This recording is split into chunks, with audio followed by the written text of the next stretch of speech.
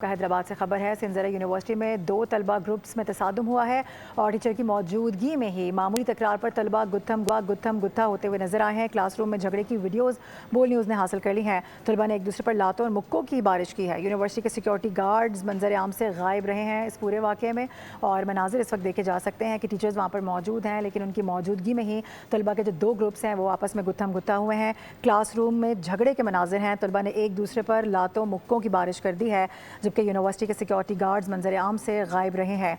सिंध ज़रा यूनिवर्सिटी हैदराबाद के ये मनाजिर है। 2 तलबा ग्रुप्स में तसादुम हुआ है। टीचर वहाँ पर मौजूद थे, उसके बावजूद भी हमने देखा कि मामूली सी तकरार हुई है और तलबा आपस में गुत्थम गुत्था हुए हैं। उनको रोकने की कोशिश की जा रही है, बीच बचाव की कोशिश भी की जा रही है, लेकिन इस पूरे वाक़े के दौरान यूनिवर्सिटी के जो सिक्योरिटी गार्ड थे वो मंजर आम से गायब रहे हैं। तलबा ने एक दूसरे पर लातों और मुक्कों की बारिश की है। क्लासरूम में झगड़े की जो वीडियोज़ हैं वो इस वक्त देखी जा सकती हैं। हैदराबाद सिंध ज़रा यूनिवर्सिटी में 2 तलबा ग्रुप्स में तसादुम हुआ है। टीचर की मौजूदगी में मामूली सी तकरार हुई है जिस पर तलबा गुत्थम गुत्था हो गए हैं।